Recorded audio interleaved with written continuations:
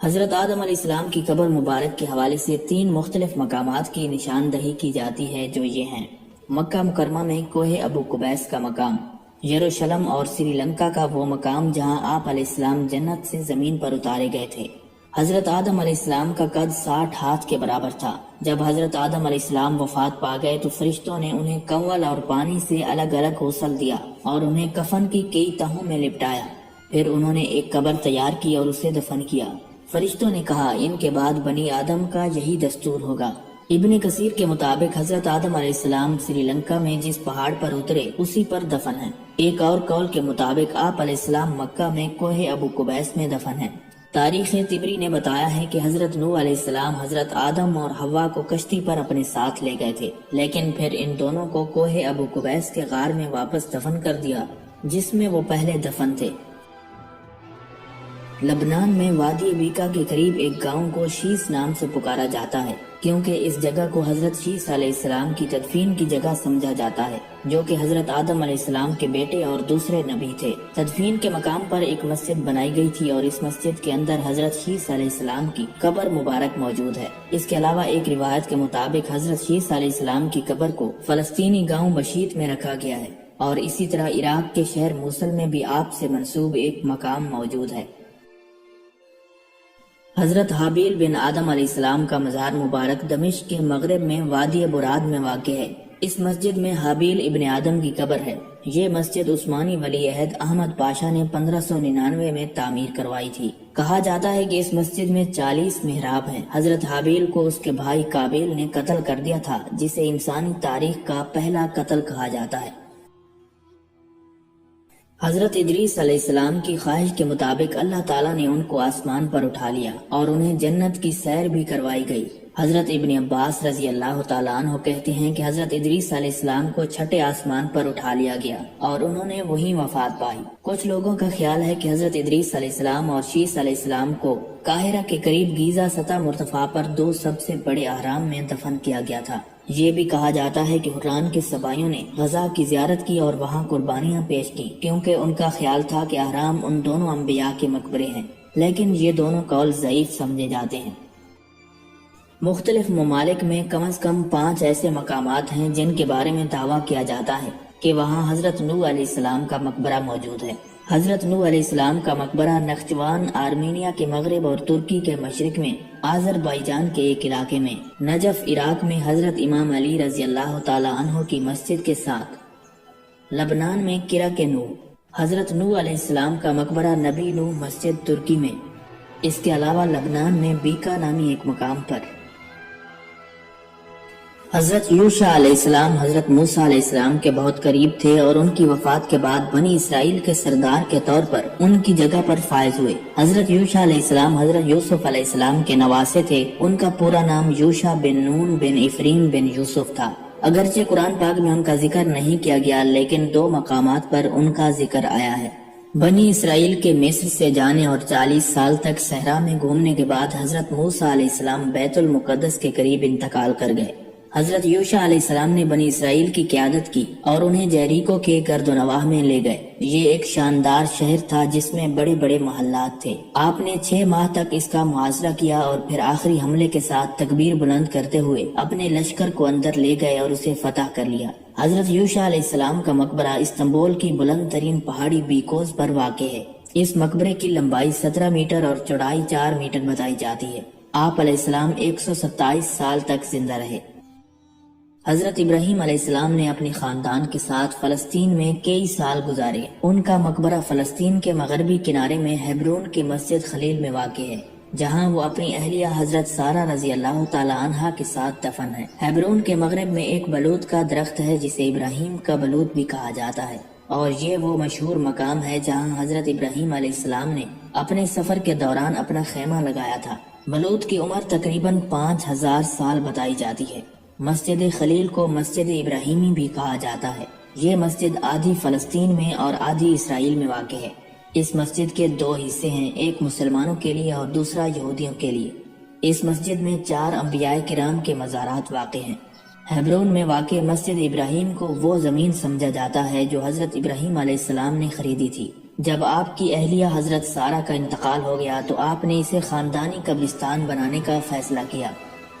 حضرت اسحاق علیہ السلام حضرت ابراہیم علیہ السلام اور حضرت سارہ کے سب سے چھوٹے بیٹے تھے۔ قرآن مجید میں ان کا ذکر 17 بار آیا ہے اور ان کی پیدائش نیک جوڑے کے ہاں اس وقت ہوئی جب وہ بڑھاپے میں تھے۔ حضرت اسحاق علیہ السلام اور ان کی بیوی کو ایک دوسرے کے قریب دفن کیا گیا تھا۔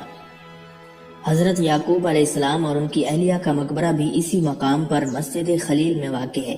حضرت یعقوب علیہ السلام کے مقبرے میں داخل ہونے کے لیے ہرے دروازے سے جانا پڑتا ہے جو یہودیوں کی طرف واقع ہے۔ حضرت یعقوب علیہ السلام کی 2 بیویاں اور 12 بیٹے تھے۔ ان کا انتقال تو مصر میں ہوا، لیکن ان کی وصیت کے مطابق انہیں ہیبرون میں ان کی زوجہ لیا رضی اللہ تعالیٰ عنہ کے پاس دفن کیا گیا۔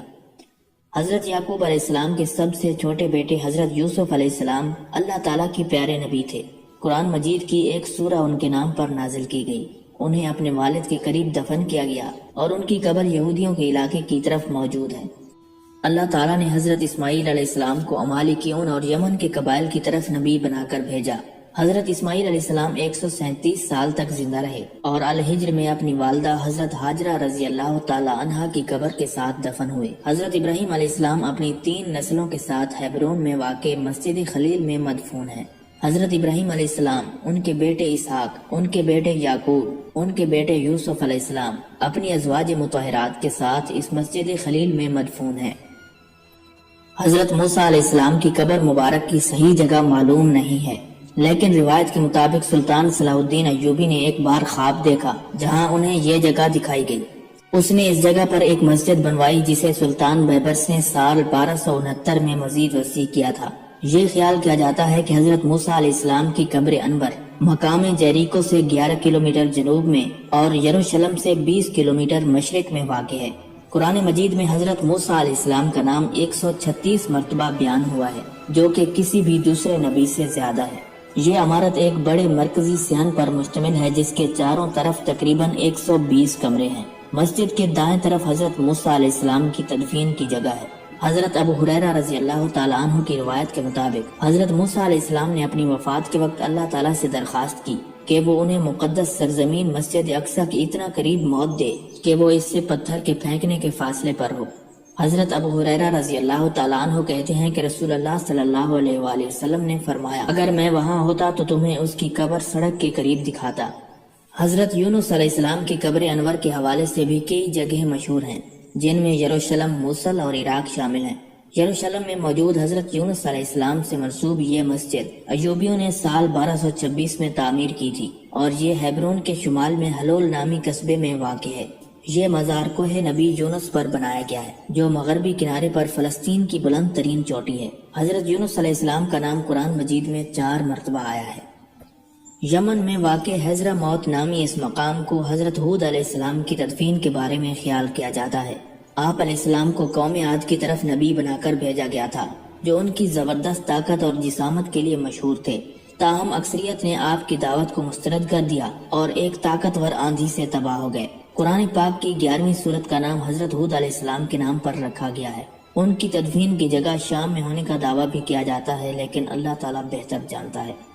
حضرت صالح علیہ السلام کا مقبرہ سلالہ سے تقریباً 200 کلومیٹر مشرق میں عمان کے علاقے میں ہدبن اور حاذق کو ملانے والی ساحلی سڑک سے تقریباً 2 کلومیٹر کے فاصلے پر ایک جدید سفید عمارت میں رکھا گیا ہے۔ اس مقبرے کی لمبائی تقریباً 10 میٹر ہے۔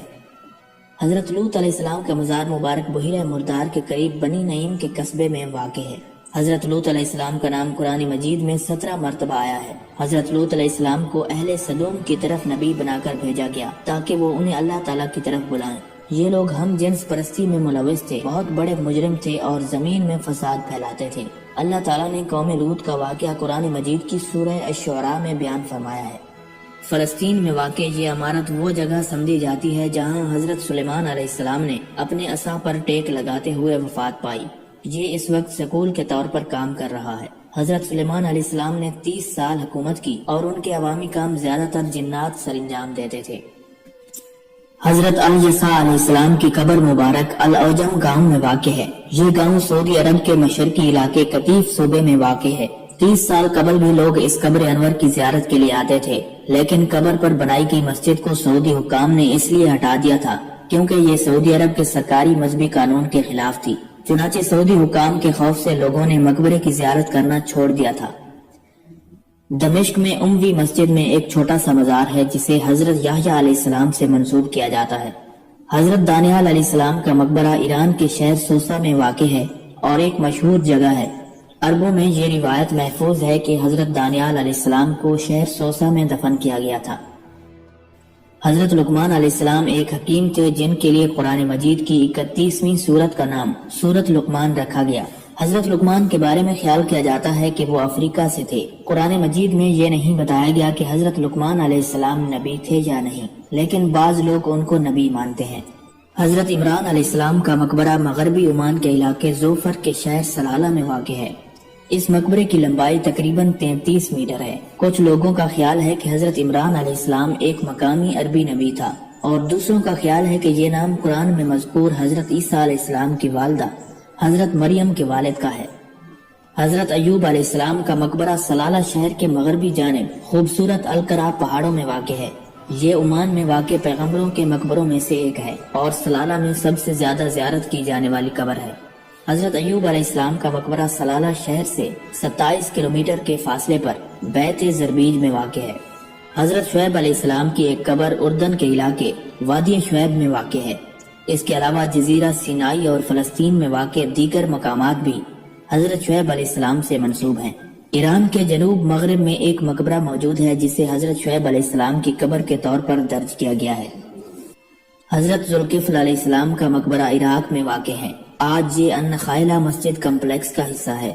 हजरत हारून अलैहिस्सलाम जो हजरत मूसा अलैहिस्सलाम के भाई थे, ये उनकी कब्र है जो पेट्रा की वादी के करीब पहाड़ होर की चोटी पर वाक़ है। इसे 13वीं सदी में ममलूक सुल्तान अन-नसीर मोहम्मद ने बनाया था। जब मूसा अलैहिस्सलाम को अल्लाह ताला ने फिरौन के पास जाने का हुक्म दिया तो उन्होंने अपने भाई हारून को नबूवत अता करने की दुआ की ताकि वो उनकी मदद कर सकें। अल्लाह ताला ने इस दुआ को कुरान पाक की सूरह त्वाहा में नकल फरमाया है। हजरत हारून अलैहिस्सलाम एक होनहार मुक़र्रिर थे और अक्सर मूसा अलैहिस्सलाम के लिए बोलते थे क्योंकि हजरत मूसा अलैहिस्सलाम की ज़बान में लुकनत थी। हजरत हारून अलैहिस्सलाम की उम्र 122 साल बताई जाती है। हजरत दाऊद अलैहिस्सलाम हजरत सुलेमान अलैहिस्सलाम के वालिद थे। आपका नाम कुरान पाक में 16 मरतबा आया है। हजरत दाऊद अलैहिस्सलाम ने बनी इसराइल पर 40 साल हुकूमत की, 7 साल हेब्रोन में और 33 साल यरूशलेम में, जो शहर दाऊद के नाम से मशहूर हुआ। हजरत दाऊद अलैहिस्सलाम वो पहले शख्स थे जो लोहे से ज़रा तैयार करने में माहिर थे। रसूलुल्लाह सल्लल्लाहु अलैहि वसल्लम ने फरमाया, अल्लाह के नजदीक सबसे ज्यादा पसंदीदा नमाज दाऊद अलैहिस्सलाम की नमाज है और अल्लाह के नजदीक रोजों में सबसे ज्यादा महबूब रोजा दाऊद का है। अल्लाह ताला ने आप अलैहिस्सलाम को बहुत प्यारी आवाज अता फरमाई थी जो इससे पहले किसी नबी को नहीं दी गई। जब वो ज़बूत पढ़ते थे तो इंसान, जिन, परिंद और जानवर अकीदत से उसे सुनते थे। हजरत ज़करिया अलैहिस्सलाम हजरत याह्या अलैहिस्सलाम के वालिद थे। हजरत ज़करिया अलैहिस्सलाम हजरत सुलेमान अलैहिस्सलाम की औलाद में से थे। आप अलैहिस्सलाम हजरत मरियम के सरपरस्त थे जो हजरत ईसा अलैहिस्सलाम की वालिदा थी। आप अलैहिस्सलाम बढ़ाई का काम करते थे। हजरत ज़करिया अलैहिस्सलाम का मकबरा बनी हजीर के मकबरे से मुत्तसिल पत्थर की एक कदीम यादगार है। हजरत शमूएल अलैहिस्सलाम का मज़ार मुबारक फलस्तीन के एक गांव में पहाड़ की चोटी पर वाक़ है।